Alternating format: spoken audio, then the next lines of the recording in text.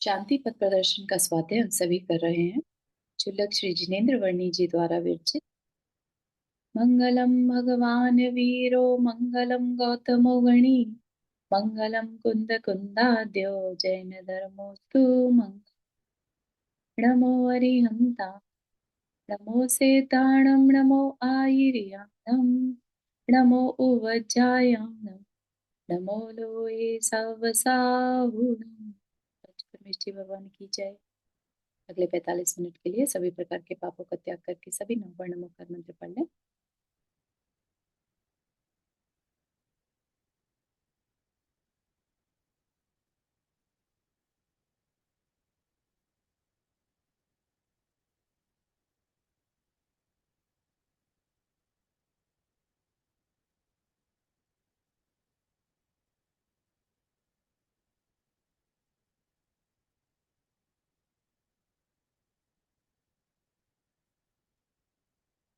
तो हमारी जो यहाँ पर चर्चा चल रही थी कि हम अपने जीवन में, चाहे वो सांसारिक हो, चाहे वो आध्यात्म हो, आध्यात्मिक हो, पारमार्थिक हो, है ना, हर चीज को एग्जीक्यूट करने के लिए हम सबसे पहले गोल बनाते हैं।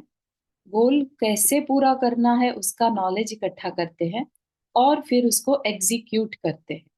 ठीक है, इसको क्या कहते हैं? त्रयात्मकता। तीन चीजें आ गई ना इसमें: गोल, ज्ञान और एग्जीक्यूशन। राइट। तो अगर हम सोचें तो हमारे आचार्यों ने भी तो इसी चीज को रत्नत्रय कह दिया। मोक्ष मार्ग के लिए भी तीन चीजें चाहिए, है ना। लेकिन हमें लगता है पता नहीं क्या ही बता रहे हैं, कितनी मुश्किल सी चीज बता रहे हैं। कहने को सिर्फ टेक्निकल वर्ड है, उनकी अपनी भाषा है उस समय की, जैसे 2000 साल पहले जो भाषा बोली जाती होगी उसके हिसाब से बता रहे हैं। आज की डेट में अगर हम एग्जीक्यूशन कहें तो फटाफट से समझ में आ जाता है हमें। राइट। और पहले के टाइम में चारित्र वर्ड यूज कर लिया तो ऐसा लगता है कि कुछ तो अलग सा है जो मुनि महाराज के लिए, है ना। लेकिन नहीं, क्योंकि हमें मोक्ष को पाना है। ठीक है, वो हमारा क्या हो गया? गोल हो गया। कैसे पाना है? नॉलेज हो गया, है ना। और अब पाने के लिए उस पे वर्क करना है तो एग्जीक्यूशन हो गया, चारित्र हो। ठीक है, इसी को क्या कहा? रत्नत्रय कहा। और जो वर्णी जी हैं उन्होंने किसी भी कार्य को अंजाम देने के लिए, खत्म करने के लिए तीन चीजें त्रयात्मक होना जरूरी है। तो अगर हमें शांति चाहिए तो उसके लिए भी हमारा गोल पहले शांति होना चाहिए। उसके लिए हमें शांति की पहचान बता दी। ठीक।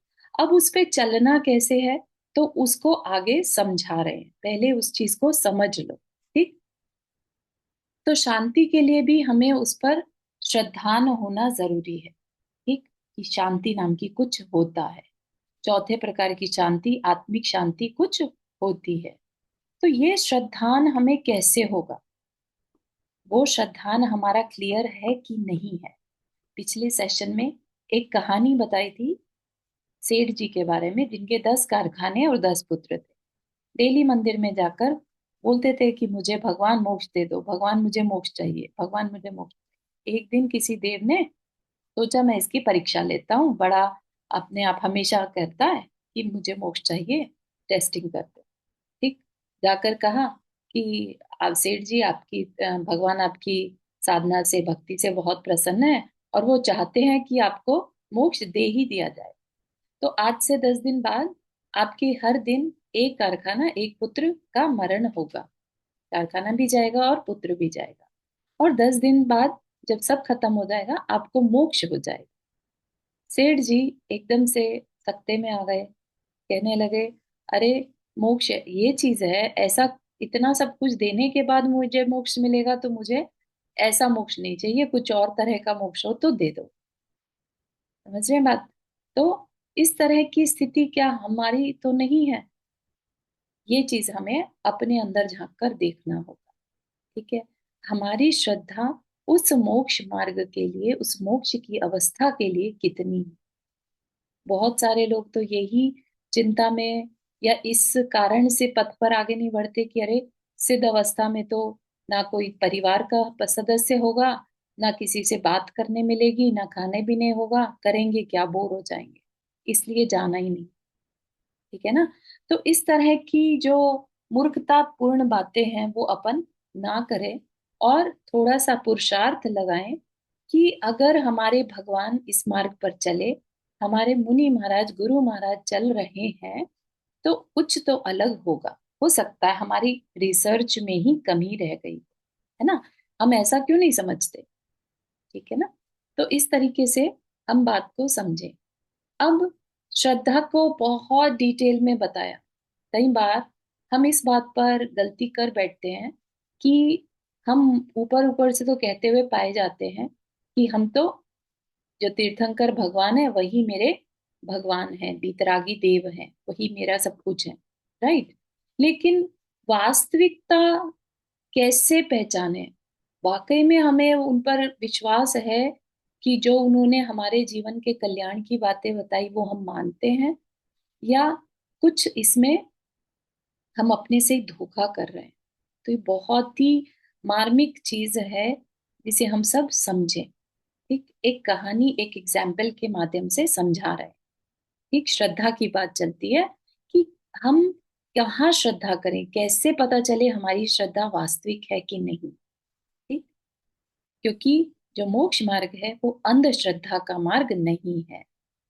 ठीक, किसी भी विषय संबंधी सच्ची श्रद्धा तो वास्तव में उस समय तक संभव नहीं जब तक कि उस विषय का अनुभव न हो जाए। सच्ची श्रद्धा किसे कहा। जैसे किसी को हमने फोन पर, यहाँ पर अमेरिका में बहुत सारे ऐसे फल हैं जो इंडिया में नहीं मिलते। राइट। हम उनसे कहें ऐसा एक फल है जिसके ऊपर ना इस तरह के नोकीले कुछ कुछ बना होता है, लाल रंग का होता है ना, और अंदर से सफेद होता है, उसके बीज होते हैं, कुछ काले काले से बीज होते हैं उसके अंदर। तो अब सुनने वाला उसका विजुअल तो बना पा रहा है, ना तो उसके स्वाद को चख पाएगा। राइट। और कभी उसके सामने वो फल आ भी जाए तो वो उसे पहचानेगा नहीं, या उसके ऊपर कैसे यकीन करे वास्तव में ऐसा कोई फल होता भी है, जब तक कि उसे एक्चुअल में देख ना ले। राइट। या फिर उसका उस पर्सन पे जो बता रहा है दृढ़ श्रद्धान हो कि ये पर्सन कभी झूठ नहीं बोलता, भले ही मैंने नहीं देखा, लेकिन ये पर्सन बोल रहा है तो होगा। ठीक है। तो ये दो कारण बनते हैं। तो हम भी देखें, अनुभव से पहले की जाने वाली श्रद्धा की पोचता की परीक्षा भी की जा सकती है। मतलब कि अनुभव हो तो जब होगा, जब होगा। राइट। लेकिन उससे पहले भी तो हमें श्रद्धान करना पड़ता है। राइट। जैसे दूध में घी होता है, ये हमें श्रद्धान करना पड़ता है, हमें दिखता नहीं है वो। राइट।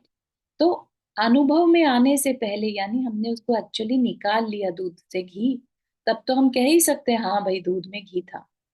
लेकिन उससे पहले हमने उस पर विश्वास किया, तब जाके तो हमने पूरा प्रोसेस किया और फिर उस घी को पाया। स्टार्टिंग कहाँ से हुई।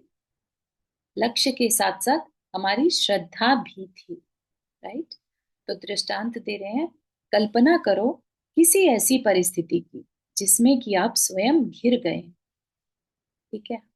अब बिल्कुल अपने आप को आंखें बंद करके सुनते जाइएगा और विजुअल करिए खुद को।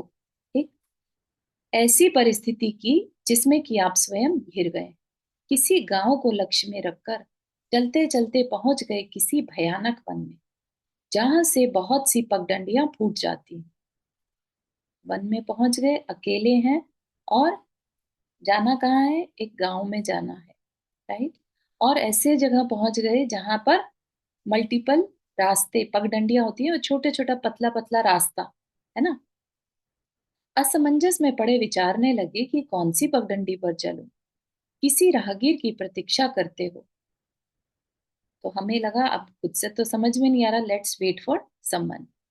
सौभाग्य से एक व्यक्ति दिखाई दिया जिसका शरीर नंगा, केवल घुटनों से ऊंची मैली कुचैली एक धोती थी। उसकी टांगों में कुछ अस्त व्यस्त सी उलझी हुई, कंधे पर एक लठ, हट्टा कट्टा काला कलूटा सा एक मानव, जिसे रात को देखें तो भय के मारे संभवतः प्राण ही निकल जाए। खैर, साहस करके पूछा, ये तो उत्तर मिला इतना कर्कश कि मानो खाने को ही दौड़ता है। चला जा अपनी दाईं ओर, मार्ग जानता नहीं, आ गया पथिक बनकर। आप ही बताइए कि क्या उसके द्वारा बताई गई दिशा में आप एक भी पग रखने को समर्थ हो सकेंगे? भले ही रात वन में बितानी पड़े, पर उसके कहने पर आपको कदापि विश्वास नहीं आए, है ना? एक भूला भटका मिला था इंसान, मान लेते उसकी बात, क्यों नहीं मान ली? क्योंकि उसका जिस तरह का हुलिया था, जिस तरह की उसकी भाषा थी, उस पर विश्वास करना पॉसिबल नहीं हो रहा था, है ना? तो ये एक हमने अपने अंदर में एक बना रखा है ना, कि अगर कोई इस तरह का रिस्पॉन्स देगा और इस तरह का देखने में होगा तो हम उसकी बात नहीं माने, राइट? तो हो गया यहाँ पर डिसाइड कि कुछ क्वालिटीज तो हमारे को चाहिए ही चाहिए, ठीक? परंतु कुछ ही देर पश्चात दिखाई दिया एक और भला परंतु अपरिचित कोई अन्य व्यक्ति, सफेद सादे वस्त्र पहने, मस्तक पर तिलक लगाए और हाथ में डोली लोटा लिए। उससे भी पूछा अपना इष्ट मार्ग, बड़े मधुर व सहानुभूति शब्दों में उत्तर मिला। करुणा ही टपक रही थी उन शब्दों से। ठीक मार्ग पर नहीं आए हो पथिक, वन बड़ा भयानक है, भयानक जंतुओं का वास, यदि रात्रि पड़ गई तो जीवित ना बचोगे। खैर, अब भी समय है, इस दाहिनी ओर वाली पगडंडी पर चलो। लगभग 1.5 मील जाने पर एक नाला मिलेगा, जिस पर पड़ा होगा खजूर का एक तना पुल के रूप में। नाले को पार कर जाना, 1 मील और आगे दिखाई देगा वृक्षों का बहुत बड़ा झुंड। बड़ा साया रहता है वहां। वहां पहुंचकर बाईं ओर मुड़ जाना। आध मील ही रह जाएगा वहां से आपका स्थान। विचारिए, क्या अब भी उस दिशा में आपका पग न उठेगा? पहले वाले ने क्या कहा था? चला जा दाईं ओर। इसने क्या कहा? दाईं ओर की पगडंडी पर चलो। ठीक है ना? दोनों ने डायरेक्शन सेम दी, लेकिन एक का तरीका बहुत कर्कश था, खराब था। उस पर विश्वास करने का अंदर से मन नहीं हुआ, है ना? और ये बड़े शांत भाव से करुणा के साथ कि भाई, कहीं तुम भटक ना जाओ तो जान नहीं बचेगी, तो ऐसा ऐसा करो और फॉर श्योर तुम अपने स्थान पर पहुंच जाओ। विचारिए, क्या अब भी उस दिशा में आपका पग न उठेगा? आपको अवश्य उसके कहने पर विश्वास आ जाएगा और आप प्रसन्न चित्त चल पड़ोगे उस दिशा में। बात समझ में आ रही है? कभी ऐसा घटित हुआ हो किसी के साथ, नहीं भी हुआ हो, तो आप अपने आप को वहां पर देखें, रखें और फील करें कि वाकई में सही कह रहे हैं कि नहीं। क्या किसी और का रिस्पॉन्स इससे ऑपोजिट है? क्या कोई ऐसा है जो कहे नहीं, मैं पहली बार वाले के बताने पर ही चल पड़ूंगा?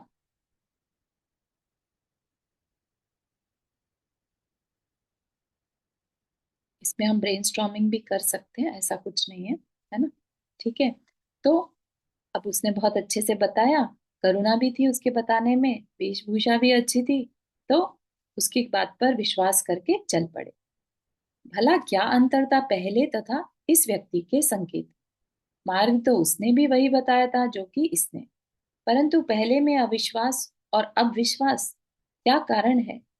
कारण है वक्ता की प्रामाणिकता, है ना? वो बात क्लियर हो रही है कि बताने वाला कैसा है। इसी तरह से धर्म के संबंध में वीतरागी गुरुओं की ही बात आपको स्वीकार है, रागी जनों की नहीं। ठीक? ऐसा क्यों? कि आपको दिखती है वहां निस्वार्था व करुणा। जो बात वे मुख से कहते हैं, उसकी झांकी उनके जीवन में स्पष्ट दिखाई देती है, और इन्हीं गुणों के कारण वे आपकी दृष्टि में प्रामाणिक हैं। ठीक? तो हमने माना कि हमने अभी सिर्फ गुरु जो कह रहे हैं उतना हमने माना, करना कुछ शुरू नहीं किया है। लेकिन क्यों माना? क्योंकि उनमें वीतरागता है, निस्वार्थता है। उनको अपने फॉलोअर्स नहीं बनाने, उनको कहीं कोई पैसा इकट्ठा नहीं करना, है ना? अंदर में सिर्फ करुणा है और दूसरे के कल्याण की भावना है। कि जैसे हम आज तक भटकते आए और आज भले ही किसी पुण्य से या किसी मुनि महाराज पर विश्वास करने से, है ना? ऐसा नहीं है कि मुनि महाराज जो केवल ज्ञानी बन जाते हैं, वो उसी भव की में ही अपनी यात्रा शुरू करते हैं मोक्ष मार्ग की। उनकी यात्रा कई भवों पहले शुरू हो चुकी होती है ना? महावीर भगवान का प्रकरण इस चीज में हम एग्जाम्पल मान सकते हैं। राइट। तो उनकी यात्रा शुरू हो गई थी सिंह की पर्याय से। मुनि महाराज के वचनों पर उस सिंह ने विश्वास किया। राइट। उसके बाद से स्टार्ट हुई। तो हमें भी बात क्या कही गई है कि वीतरागी गुरुओं की बात स्वीकार करना, क्योंकि वहां पर क्या है, प्रामाणिकता है। क्यों प्रामाणिकता है? कि उनके अंदर वो शांत भाव दिखाई दे रहा है, वो अपरिग्रह दिखाई दे रहा है। कुछ नहीं चाहिए, हाथ पर हाथ रखकर बैठे हैं, है ना। कुछ करने धरने को अब नहीं रहा। करने धरने में सारी इच्छाएं सब छूट गई, विषय कचाए जितने भी थे सब छूट गए उनके, है ना। तो वो जो बात कहेंगे वो हमें स्वीकार है। ठीक। तो श्रद्धा के पथ पर आपका यह पहला पग है, जिसमें क्या कमी है सो आगे दर्शाता हूं। ठीक।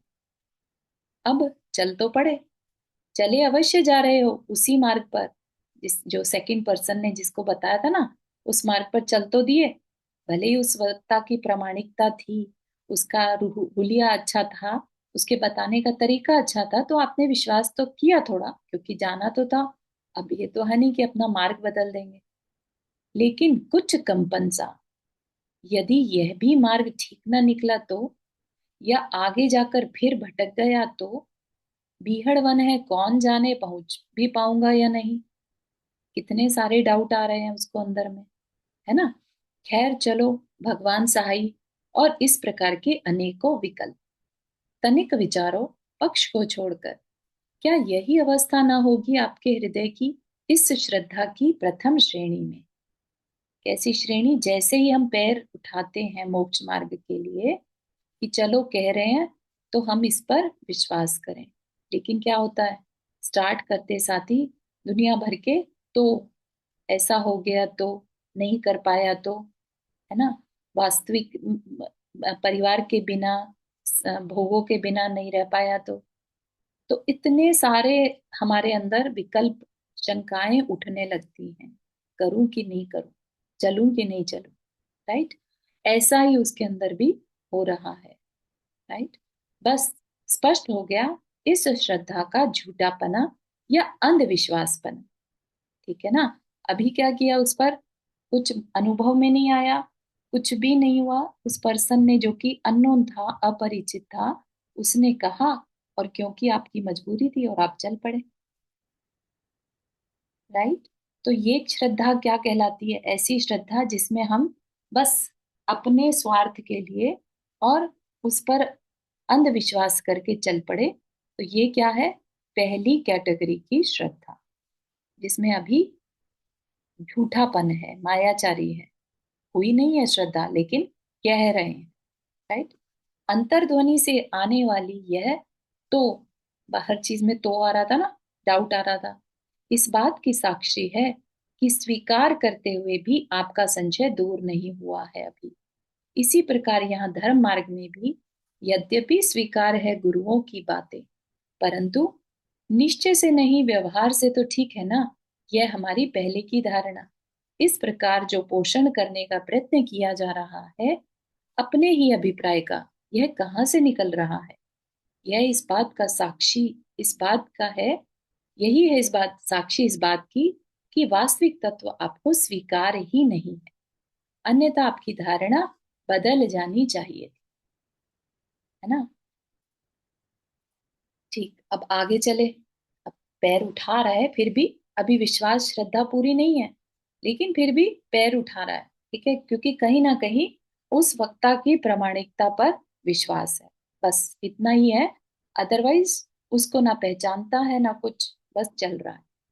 आगे चलिए, नाला दिखाई दिया, साथ में वह खजूर का पुल भी। विचारिए तो कि कुछ कमी पड़ेगी उस कंपन में या नहीं। अवश्य पड़ेगी। नहीं नहीं, यह मार्ग ठीक ही होगा। वही पहला चिन्ह जैसे बताया था आ गया। अब कुछ संशय भी नहीं रहा इसमें। अब तो आ ही जाएगा गांव। क्या अंदर से आ रहा है? नहीं नहीं, सही बता रहा था, अब आएगा। अब तो आएगा, है ना। कुछ ऐसी ही बात प्रकट हो जाएगी।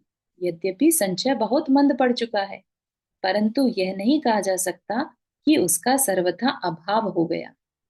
क्यों?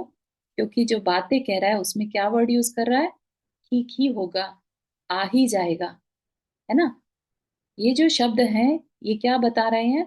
संदेह सूचक शब्दों का प्रयोग हुआ है। जहां संदेह है वहां दृढ़ता नहीं है ना।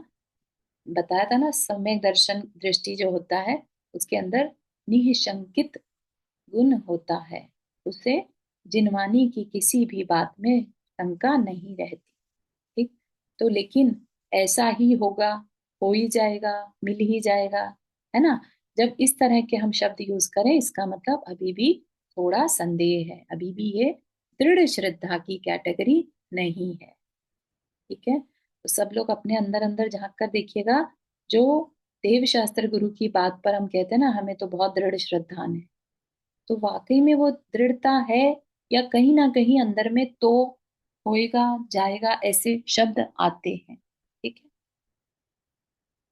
इसी प्रकार धर्म क्षेत्र में भी गुरु वाणी से तत्वों को सीखकर यद्यपि कुछ व्रत आदि धारण कर लिए, परंतु फिर भी उन तत्वों की श्रद्धा में संदेह पड़ा हुआ है, जिसकी साक्षी इस अभिप्राय से मिलती है कि भले आज न सही, पर व्रत आदि करते करते आगे कभी तो होगी ही, है ना। मोक्ष इस श्रद्धा की दूसरी कोटि, यह श्रद्धा की दूसरी कोटि है, यद्यपि पहले से कुछ दृढ़ पर सच्ची नहीं। ठीक है ना। ऐसा ही है मोक्ष मार्ग, ऐसा नहीं कह रहे होगा ऐसा मोक्ष मार्ग, है ना। अभी भी थोड़ा सा डाउट है, बहुत बड़ा डाउट तो नहीं है कि मोक्ष कुछ ना हुआ तो, है ना, मोक्ष में पहुंच ना पाए तो, इस तरह के तो एटलीस्ट डाउट नहीं आ रहे हैं, राइट। लेकिन अभी भी फ्यूचर टेंस का यूज हो रहा। आगे चलिए। वृक्षों का झुंड आया, हृदय में एक आह्लाद उत्पन्न हुआ, मानो टांगों में शक्ति आ गई हो और तेजी से कदम उठने लगे। बस अब गांव आ ही गया समझो। बस इस मार्ग में किंचित भी संशय नहीं, यह ठीक ही है ना। अब क्या वर्ड आ रहा है? अब आ ही जाएगा वर्ड नहीं यूज कर रहा है, कह रहा यह मार्ग ठीक ही है। इस प्रकार की दृढ़ता यद्यपि इस श्रद्धा की दृढ़ता को सूचित कर रही है, तदपि श्रद्धा अब भी दृढ़ नहीं है। यह बात गले उतरनी कुछ कठिन पड़ती है, परंतु विचार करने से अवश्य इसकी सत्यता ध्यान में आ जाएगी। कल्पना कीजिए कि कुछ ही दूर झुंड में आगे निकल जाने पर आपका कोई चिर परिचित मित्र मिल जाता है। ठीक है, अभी तक तो किसकी बात पर विश्वास कर रहे थे? अपरिचित। अब कोई चिर परिचित मित्र मिल गया और कुछ आश्चर्य में पड़कर आपसे पूछ बैठता है, कहाँ जा रहे हो मित्र इस मार्ग से? बाल बच्चों का प्रबंध कराए हो या नहीं?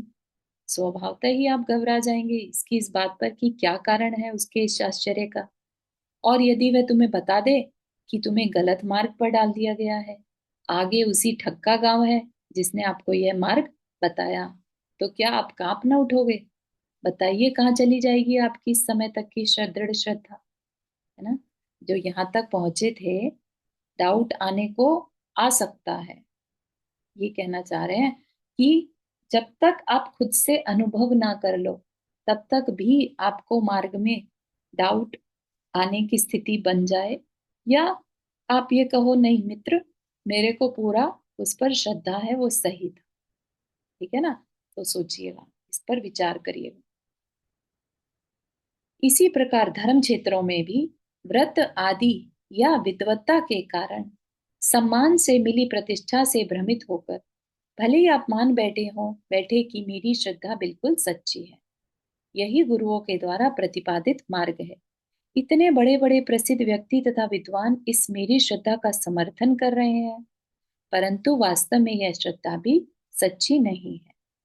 मतलब कि जिसमें हमें दूसरे की वैलिडेशन की जरूरत पड़ती हो, वह श्रद्धा भी सच्ची नहीं है ना। अगर किसी चिर परिचित जानने वाले ने एक बार डाउट डाल दिया, तो वाकई में डाउट आ गया कि क्या करना फिर, है ना। क्योंकि भले बाहर में आपके मुख से कोई शब्द ऐसा ना निकले जिस पर से तार्किक आपके अभिप्राय में भूल निकाल सके, भले ही बाहर में यह कहते सुने जाएं कि मुझको बड़ा आनंद आ रहा है इस जीवन में, परंतु आप स्वयं यह नहीं जान नहीं पाते कि ये आनंद जीवन से आ रहा है कि प्रतिष्ठा के कारण लोकेशना में से। तो बहुत फाइन लाइन है इनके बीच में। क्या कह रहे हैं? हम बात करें भी, हम तो बहुत खुश हैं, राइट? हम बहुत खुश हैं इसलिए कि हम अपने समीप हैं, या इसलिए कि हमारे पुण्य का उदय है और हमारे हिसाब से सब कार्य हो रहे हैं। ठीक है ना? कई बार सुख में इंसान सब कुछ भुला देता है, राइट? उसको लगता है वो जो कर रहा है वो ही बेस्ट है ना? चाहे वो धर्म के मार्ग पर ही निकला हुआ हो, लेकिन उसे ऐसा लगेगा कि मैं तो बिल्कुल सही मान रहा था ना, इसीलिए इतना सब काम मेरे अंदर आनंद फील हो रहा है, राइट? आपके अंतरंग में तो यह मार्ग कुछ कठिन सा भास रहा है, असी धारा के समान। अंदर में क्या लग रहा है? मोक्ष मार्ग तो बहुत कठिन है, कैसे चलेंगे इसके ऊपर, है ना? बाहर में आनंद दिखा रहे हैं। बस जीवन में इस कठिनाई का वेदन ही इस बात का साक्षी है कि यह आपकी तीसरी कोटि की श्रद्धा भी सच्ची नहीं है, भले दूसरे की अपेक्षा अधिक दृढ़ हो यह। ठीक है? बात समझ में आ रही है किस तरह से हम अपने को ही ठग लेते हैं?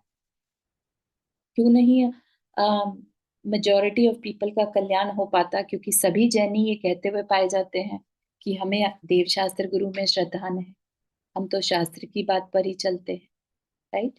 लेकिन फिर भी कल्याण नहीं हो रहा है। तो कहीं ना कहीं बहुत सूक्ष्म अंदर में कमी है, राइट? आगे चलिए। वह देखो, कलशे सर पर रखे गांव की स्त्रियां कुएं पर से पानी लाती दिखाई दे रही।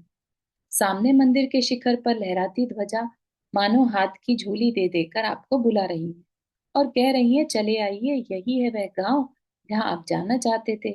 अब विचारिए कि स्वयं वीर प्रभु भी आकर अगर ये कहने लगे कि किधर जाते हो, यह मार्ग ठीक नहीं, तो क्या उनकी बात स्वीकार करेंगे आप? कदापि नहीं। क्यों? क्योंकि आपकी आंखों के सामने वह लक्ष्य है, वह गांव है। इस चाक्षुष प्रत्यक्ष के सामने आप भगवान की बात को भी स्वीकार करके कोई संशय उत्पन्न करने को तैयार नहीं। बस इसी प्रकार धर्म क्षेत्र में भी साक्षात चौथी कोटि की शांति की रूपरेखाओं का जीवन में संवेदन हो जाने पर लोक की कोई शक्ति आपको आपसे शांति पथ से विचलित करने में समर्थ न हो सकेगी।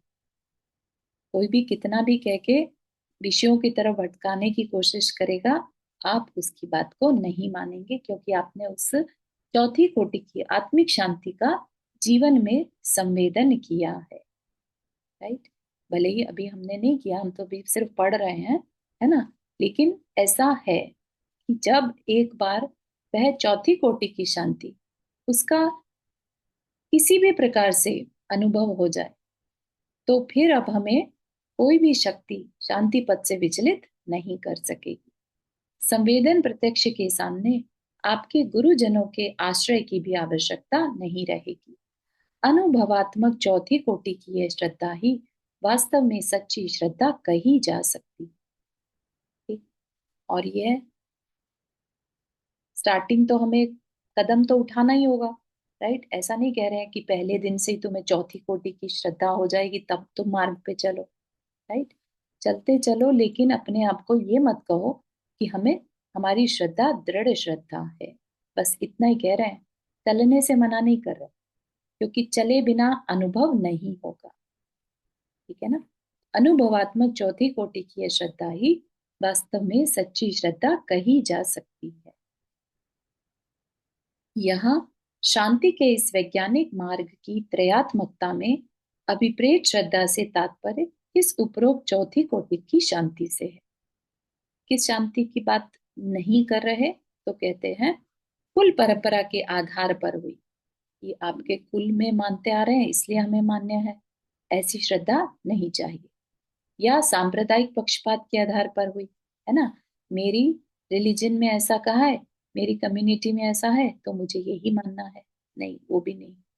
गुरुओं पर भक्ति आदि की भावुकतावश हुई, वो भी नहीं। या विद्वत्तावश हुई, अपने अंदर खूब नॉलेज हो गई, तो हम दूसरों को, दूसरे से सम्मान पाकर जो शांति मिल रही है, अच्छा लग रहा है, उसी में डूबे हुए हैं। या लोक प्रतिष्ठावश हुई, श्रद्धाओं का नाम यहाँ श्रद्धा नहीं है। श्रद्धा वास्तव में वह है जो बिना किसी अन्य की सहायता के स्वयं रुचि पूर्वक उस व्यापार विशेष के प्रति अंतरंग झुकाव उत्पन्न करा देती है ना। किसी को अगर डॉक्टर बनना है, किसी के कहने से डॉक्टर नहीं बना जा सकता, क्योंकि रास्ता कठिन है। जब तक कि अंदर से उस बच्चे को पूरा इंटरेस्ट ना हो डॉक्टर बनने, है ना। ये एग्जाम्पल हम आए दिन देखते हैं। कहते हैं ना, फॉलो योर पैशन। पैशन क्या है? बेसिकली अपने अंदर का इंटरेस्ट, रुचि, राइट। तो ये जो श्रद्धा है, आध्यात्मिक मार्ग की श्रद्धा है, वह भी किसी के कहने से नहीं, बता दिया उन्होंने, लेकिन अब चलना हमें है ना। और उस अंतरंग झुकाव उत्पन्न करा देती है उस मार्ग के प्रति, ठीक है। जिसके कारण शीघ्र अतिशीघ्र वह अपने जीवन को उस श्रद्धा के अनुरूप ढालने का प्रयत्न करने लग जाता है। शक्ति को नहीं छिपाता, न ही कोई बहाने तलाश करता है अपनी श्रद्धा को दूसरों पर जताने के लिए। जैसे, क्या करूं, करना तो बहुत चाहता हूं पर कर्म करने नहीं देते, अजी गृहस्थी के जंजाल में फंसा हूं बुरी तरह, इत्यादि। कुछ कहना चाह रहे हैं चार्ज? बात समझ में आ रही है यहाँ पर? किस तरह से हम, हमारा कर्म कह लीजिए, मोहनीय कर्म इतना हमें जकड़े हुए है कि हम बहाने बनाना तो बहुत अच्छे से जानते हैं, लेकिन थोड़ी रिसर्च करना, थोड़ा वैज्ञानिक बनना आध्यात्म के क्षेत्र में वो नहीं चाहते, राइट। क्योंकि कहीं ना कहीं हमारे अंदर उस वैराग्य पथ के बारे में बहुत कुछ डाल दिया गया है कि बहुत तकलीफ होती है, बहुत अकेलापन है, बहुत अम, उदासी है, उदासीनता है ना। इस तरह की एक पिक्चर क्रिएट कर दी गई है हमारे दिमाग में वैराग्य को लेकर। जबकि जो वैराग्य के मार्ग पर वास्तव में चल रहे हैं, उनका एक्साइटमेंट देखा जाए तो वो कुछ अलग ही होता है। वो कहते हुए पाए जाते हैं बल्कि कि आप लोग गृहस्थी में के झंझट कैसे पाल लेते हो, बहुत हार्ड है। हमारा मार्ग तो बहुत आसान है। वो क्या है? हमारी भोगों के प्रति जो अट्रैक्शन है ना, वही हमें दुखों में डाले रहता है, ठीक है ना। सभी गृहस्थी वाले लोग हैं यहाँ पर, सुनने वाले, है ना। सभी को मालूम है कितने पापड़ बेलने पड़ते हैं गृहस्थी को सही ट्रैक पर चलाए रहने के लिए, राइट। तो मतलब देखने वाली बात है कि यही इतनी मेहनत अगर हम अपने कल्याण के लिए कर पाते, तो पता नहीं आज कितना अपने कर्मों को काट चुके होते। लेकिन हमें वो रियलाइज नहीं हो रहा है कि हमने कितना कीमती समय ऐसे ही निकाल दिया, ठीक है ना। तो अब ऐसा नहीं कह रहे कि आप घर में सब कुछ छोड़कर और अम, आज ही से ही बस ध्यान में बैठ जाओ, राइट। लेकिन अब क्योंकि हम गृहस्थी को हमने किसी भी कारण से स्वीकार किया, राइट, हम अब अपने उस कर्तव्य से पीछे ना हटे, अपने कर्तव्य को मानकर उसको अब पूरी तरह से निभाएं। जो कर्तव्य एक पेरेंट होने का होता है, एक बच्चा होने का होता है अपना फादर पेरेंट्स के लिए, राइट। तो उस कर्तव्य को अच्छे से करने के बाद फिर अपने कल्याण के लिए पूरी तरह से डिवोटेड हो जाएं, ऐसा मन में भाव बनाकर, राइट। हम्म। उपरोक्त कथन पर से यह भी ग्रहण न कर लेना कि उत्तरोत्तर वृद्धि को पाती वे 3 कोटि की श्रद्धाएं सर्वथा बेकार है। नहीं, ऐसा नहीं है ना। क्योंकि चलेंगे तो डाउट आ सकता है, फिर और चलेंगे, थोड़ा सिम्टम्स दिखने लगते हैं, हाँ सही जा रहे हैं, राइट। फिर और चलेंगे तो फाइनली अनुभव कर पाएंगे, ठीक है ना। तो इसलिए 3 कोटि की श्रद्धाएं पूरी तरह से बेकार हो, ऐसा नहीं। यदि ऐसा होता तो आप उस मार्ग पर पग ही न रखते। इसलिए पहले पहल मार्ग पर अग्रसर कराने के लिए तथा उस ओर उत्तरोत्तर अधिकाधिक उल्लास उत्पन्न करने के लिए कराने के लिए वे श्रद्धाएं अवश्य अपना महत्व रखती हैं, परंतु उनमें संतोष पा लिया जिसने, उसका निषेध करने के लिए कि भाई हम तो बहुत देव शास्त्र गुरु में श्रद्धा रखते हैं, जबकि अंदर ही अंदर डाउट चल रहा है, अंदर ही अंदर मोक्ष मार्ग में तकलीफ है, ये कैसे करेंगे, ये डाउट आ रहा है ना। तो उस सिचुएशन के लिए बताई जा रही ये बातें कि अगर ऐसी सिचुएशन है तो अपने को और दृढ़ करो और ट्राई करो, आगे चलकर शायद कुछ ऐसे साइंस मिल जाएं जब हमारी श्रद्धा और दृढ़ हो जाए। ठीक है, तो इस अगर हमने मेहनत किए बिना और डाउट के साथ ही अगर संतोष पा लिया कि हमारी श्रद्धा तो बहुत अच्छी है, तब गलत हो जाएगा और हम भ्रमित हो जाएंगे। तो भ्रम मिटाने के लिए इतना कथन किया गया और वास्तविक सच्ची श्रद्धा का सुंदर रूप दर्शाने के लिए, है ना। अंधविश्वास भी जिसको नहीं है, ऐसे विलासी जीवों की अपेक्षा तो वह कुछ अच्छा ही है। जिसने कभी किसी पर अंधविश्वास भी ना किया हो, ऐसे विलासी, विलासी होता है विषयों में डूबे हुए जीव, राइट। जिसने कभी दूसरा कोई मेरे कल्याण की बात कह रहा है, ऐसा कभी अंधविश्वास भी ना किया, तो उनसे तो ये पहली कैटेगरी की श्रद्धा बेटर है। क्योंकि भले अंधविश्वास के आधार पर ही सही, शांति की खोज करने तो लगा है वह। शांति का अनुभव कर लेने पर खुल जाएगा इस अंधश्रद्धान का रहस्य, और प्रसन्न होगा वह यह जानकर कि जिसके उसके द्वारा किया गया वह झूठा श्रद्धान भी सच्चे के अनुरूप ही निकला।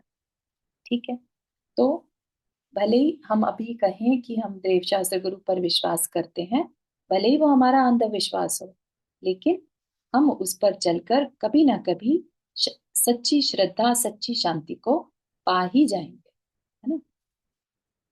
परंतु अंधश्रद्धान आंख मीच कर ही नहीं कर लेना चाहिए, बात बात में परीक्षा करते हुए चलना है ना।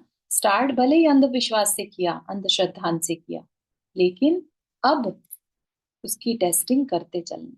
जैसे ऊपर के उसमें बताया ना कि पड़ाव आते जा रहे थे, माइलस्टोन आ रहे थे, तो वो चेक कर रहा था कि हाँ अब तो सही जा रहा हूँ, तो डाउट कम होता चला गया, राइट।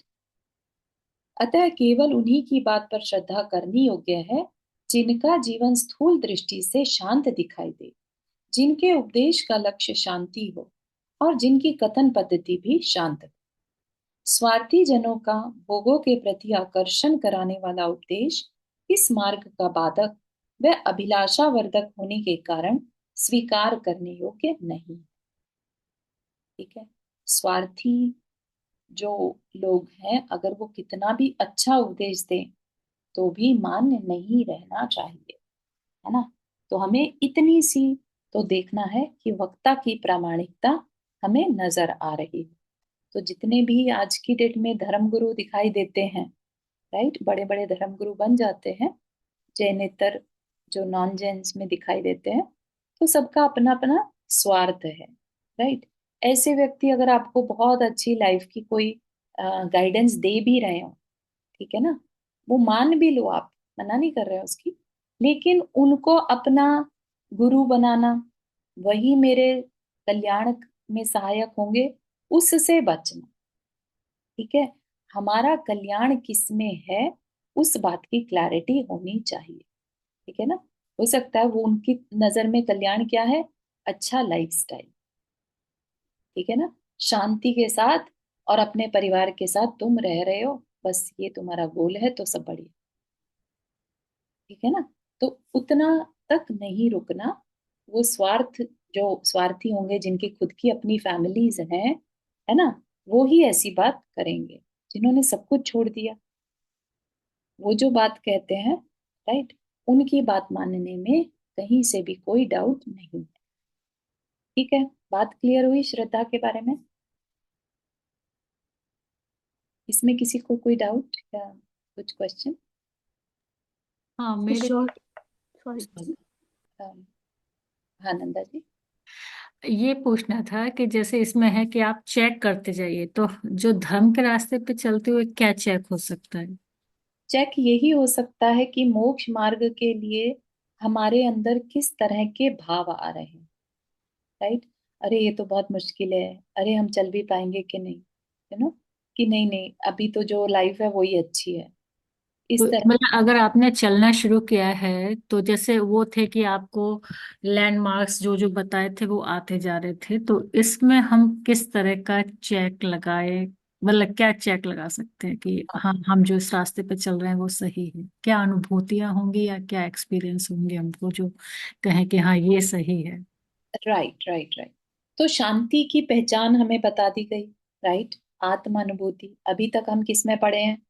या तो हम अपने खुद के स्वार्थ में पड़े हैं, खुद के शरीर की सेवा कर ली, खुद को खिला पिला लिया, पहना लिया, है ना। या फिर हम परिवार के लिए लगे हैं, है ना। अंदर से ही आवाज आती है ना, आपको कौन कहता है कि आपने परिवार के लिए कुछ किया तो अब रिलैक्स फील हो रहा है? अपने आप ही आता है अंदर से। आपने किसी कम्युनिटी में या किसी गरीब की हेल्प करी, आपके अंदर से ही भाव आते हैं कि कुछ अच्छा कर दिया। तो ऐसा ही मान के चलिए कि जब आप अपनी आत्मा के बारे में बिल्कुल निश्चिंत होके कहेंगे कि नहीं मुझे तो ये ही चाहिए, है ना, तब अंदर में ही आपको उसके लिए कि मुझे और क्या करना है, फिर अंदर से ही गाइडेंस चालू होगी, जो बताया था ना अंतर्ध्वनि, राइट।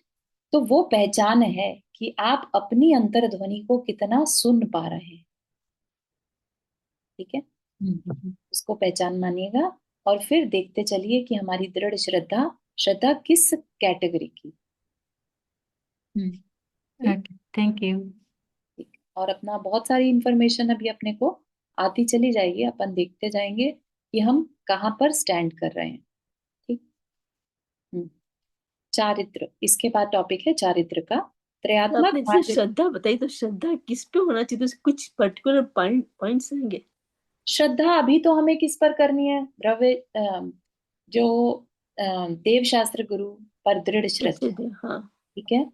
हमारे आगम में जो कहा है, शास्त्र में जो कहा है, वो सही है। ठीक है। हाँ। या सात तत्वों पर श्रद्धान कर, ठीक है ना। हाँ। सात तत्वों में यानी जीव अजीव जीवा जीव, हाँ। आश्रव, है ना, ये सब। हम्म। ठीक। तो उस पर श्रद्धान करना। तो कितनी श्रद्धान है, वास्तव में है कि नहीं है, जीव है होता है कि नहीं है, जीव की ये क्वालिटी है कि नहीं है। तो वो चीज कहना चाह रहे हैं कि अपने अंदर टटोल कर देखते रहो, आपकी अंतर्ध्वनि आपको बताती जाएगी कि आप सही जा रहे हैं कि कैसे जा रहे हैं। क्योंकि यहाँ पर क्या है, गुरु तो एक बार डायरेक्शन दे देंगे, ठीक है ना, उसके बाद चलना अपने को हो। ठीक। Thank you. तो वही सात तत्वों की बात आगे चलेगी, जिसकी की श्रद्धा करने की बात की जा रही है। तो जितना डीपली हम इन तत्वों को समझेंगे, उतना ज्यादा हमें मोक्ष मार्ग की तरफ मुड़ने का अंदर में मन बनता चला जाए। ठीक। समय तो हो गया है, चारित्र का अंक पढ़ेंगे। चारित्रो खलु धम्मो, धम्मो जो सो समोत्ति ऋणि दिट्ठो, मोह खोह विहीनो, परिणामो अपणहु समो। ठीक। चारित्र का अर्थ है धर्म, अर्थात जीव का स्वभाव, और वह होता है समता स्वरूप। तो हम तो कहें अरे हम तो समता में कभी रह ही नहीं पाते, तो इसका मतलब चारित्र तो हमारे लिए है ही नहीं। नहीं, हमें समझना सब कुछ है, ठीक है ना। भले ही हम उस पर चल ना पाए, लेकिन हमें पता होना चाहिए कि चारित्र कहते किसे हैं, राइट। तो यहाँ पर क्या है, चारित्र धर्म है, या कहिए जीव का स्वभाव है, या कहिए समता रूप है। ठीक। आत्मा या जीव की वह स्वाभाविक परिणति ही समता का लक्षण है, जिसमें है न है मोह और न है शोभ यानी द्वेष, अर्थात जिसमें न है स्थान तात्विक अविवेक को, और न है अवकाश इंद्रिय मन और चित्त की चंचलता। ठीक है। तो हो सकता है आपको लग रहा हो कि अरे इससे तो हम बहुत दूर दूर तक नहीं पहुंचे यहाँ तो, है ना। तो अभी तो हम किस लेवल पर हैं, जब हम अपनी श्रद्धा को दृढ़ कर रहे हैं, जब हमें चौथी प्रकार की श्रद्धा हो जाएगी, अनुभव में आ जाएगा यही मेरा वास्तविक स्वरूप है। ठीक है। तो उस समय कहा जाएगा कि श्रद्धा दृढ़ हो गई। जब श्रद्धा दृढ़ हो जाता है तो फिर चारित्र आने में टाइम ज्यादा नहीं लगता। ऐसा नहीं है कि राइट अवे आ जाएगा, ठीक है। चारित्र आने में फिर भी समय लग सकता है, क्योंकि अंदर की शक्ति जागृत होने में समय लगता है। किसी के हो सकता है पहले की साधना है तो उसी समय आ सकता है, इमीडिएटली आ जाए, जैसे ही रियलाइज हुआ कि मेरा स्वरूप क्या है, और वहीं की वहीं सब कुछ छोड़ दिया, है ना। लेकिन जरूरी नहीं है। अपनी गृहस्थ अवस्था में हम अपना गोल बनाए कि हमारी श्रद्धा दृढ़ हो, एकदम बिना डाउट के, ठीक है। तो इसी के बाद यहीं से आगे बढ़ेंगे हम। इसी को थोड़ा रिपीट कर लेंगे, शायद क्लियर नहीं हुआ। हाँ चारू जी, आपने हाथ रेस किया। हाँ। चारू जी, मुझे थोड़ा सा भी जैसे हम की बात कर रहे थे, तो तो आज मुझे ये पूछना था कि जैसे अगर हमें पूरा विश्वास है, हमें लगता है कि हाँ ये सात तत्व होते हैं और कर्म होते हैं, हम्म, और इस तरह से मतलब हमारी लाइफ जो है कर्मों से डिसाइड होती है, लेकिन जैसे जैसे किसी को हम बता रहे हैं या कुछ अपने अंदर से इच्छा है कि किसी को एक्सप्लेन करने की, और वो व्यक्ति ये बोले कि कुछ दिखता तो है नहीं, हमें क्या प्रूफ है, हम्म, तो उसको हम प्रूफ भी दे नहीं सकते बस। हाँ, तो क्या correct। उस क्वेश्चन को इग्नोर कर देना चाहिए या कोई तरीका है उस चीज को आंसर करने का? अम, देखो, ऐसा तो कुछ अंत होता नहीं है, लेकिन हाँ, एक मूवी बनी थी ना, एक चीज बनेगी मिलेगी वंडरफुल, उसमें भी ऐसी सिचुएशन होती है जहां पर उसको, एक जो मेन कैरेक्टर है उसको आत्मा पर विश्वास दिलाने की कोशिश की जाती है। बहुत सारे एग्जाम्पल दिए जाते हैं कि वो रियलाइज करे कि आत्मा होती है, ठीक है। अगर आपको चाहिए तो आप वो मूवी देख सकते हैं, लेकिन कौन सी मूवी चारू जी? एक चीज मिलेगी wonderful, I can share the link, okay. ठीक है। ओके, और थैंक और मतलब जो बहुत ही प्रैक्टिकल सा है कि रीइंकारनेशन की बातें सुनने में आती हैं, राइट। उससे पता चलता है कि आत्मा रीबर्थ होता है, राइट। कर्म बैलेंस है तो वो कर्म बैलेंस कैसे रिपीट हो रहे हैं, कहाँ से आ रहे हैं, राइट। पास्ट लाइफ अगर हम नहीं मानते तो फिर हम कर्म को भी नहीं मानते। तो इन सब चीजों से हम थोड़ा सा ट्राई कर सकते हैं, लेकिन अगर वो बहुत ही एडमेंट है तो छोड़ भी सकते यू। ओके। हैं। ऐसा कोई प्रमाण या कुछ प्रेजेंट तो कर नहीं सकते। राइट, हाँ। मतलब मुझे इस टाइप के क्वेश्चंस में बिल्कुल भी समझ में नहीं आता कि क्या आंसर दूं, अगर विश्वास नहीं है तो फिर क्या आंसर दिया जाए? करेक्ट, मतलब आप पूछ सकते हैं कि कर्म थ्योरी में बिलीव है, रीइंकार्नेशन में बिलीव है। अगर वो है तो ये शरीर छोड़कर दूसरा पर्सन बदल गया, शरीर शरीर बदल गया, पर्सन वही है, उसको सब याद है, लेकिन शरीर वो नहीं है। इसका मतलब कुछ है जो कंटिन्यू हो रहा है ना। राइट, हाँ। Thank you Charu ji. हम्म, चलिए, और किसी को कुछ यहाँ पर पूछना है before we end the class? हाँ, एक मतलब अगर आप आंसर करना चाहें। कभी तो कहते हैं कि ये आत्मा तो कुछ बोलेगी करेगी नहीं, ये तो सिर्फ एक टिकट है दूसरे शरीर में जाने का या दूसरी बॉडी में ले जाने का, कि आपने जैसे कर्म किए वो वहां ले जाएगी। और फिर इसमें ये सारे यादें रहना, ये सब कहाँ से आ जाती हैं? नहीं, ऐसा सब, मतलब ऐसा नहीं है कि आत्मा सिर्फ एक टूल है दूसरी जगह जाने का, जबकि ऑपोजिट है इसका। शरीर एक टूल है। सारा कुछ जो मेमोरी बैलेंस जो रहता है, मेमोरी इन द सेंस कि किसी किसी के मेमोरी रह सकती है, हर एक के रहती हो ऐसा जरूरी नहीं है। हाँ, हर एक को तो और याद रहता हाँ, है।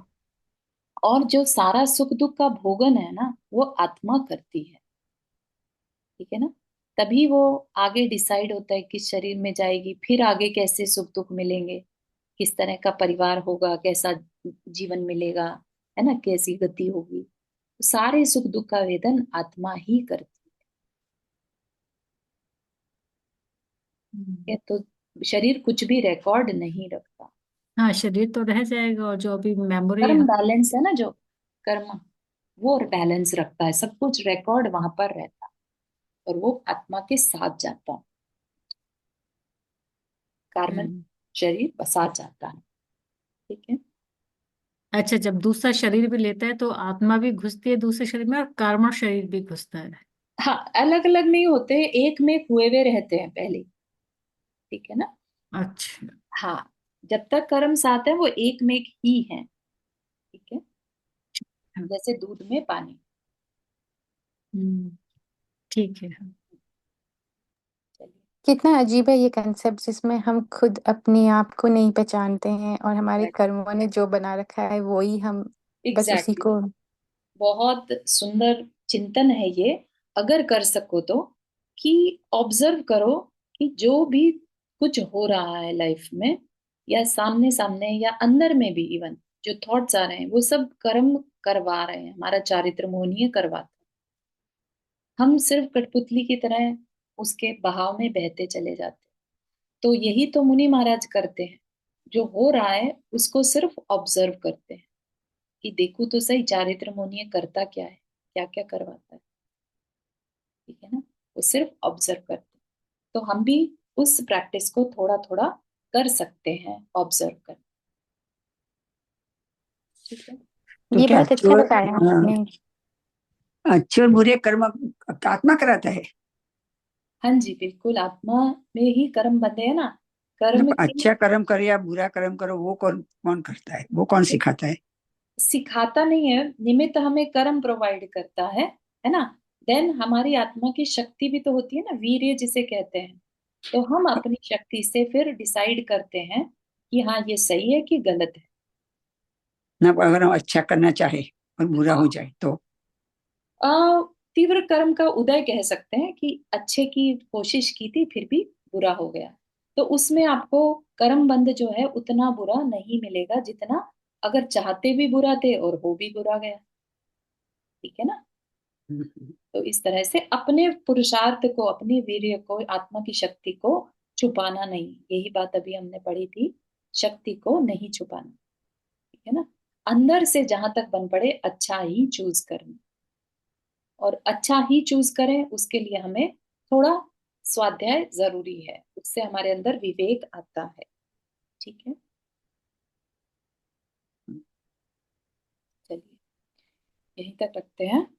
जिनवानी स्तुति। गावानी के ज्ञान से सूझे लो कालो, सोवाणी मस्तक धरो सदा देत हो।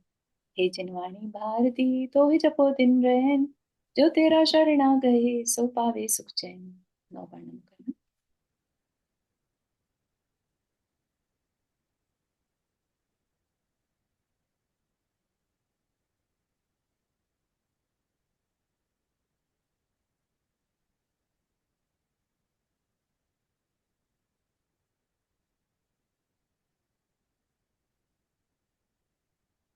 सभी को जय जिनेन्द्र। जय जिनेन्द्र। जय जय जिनेन्द्र सभी को। जिनेन्द्र। जय जिनेन्द्र।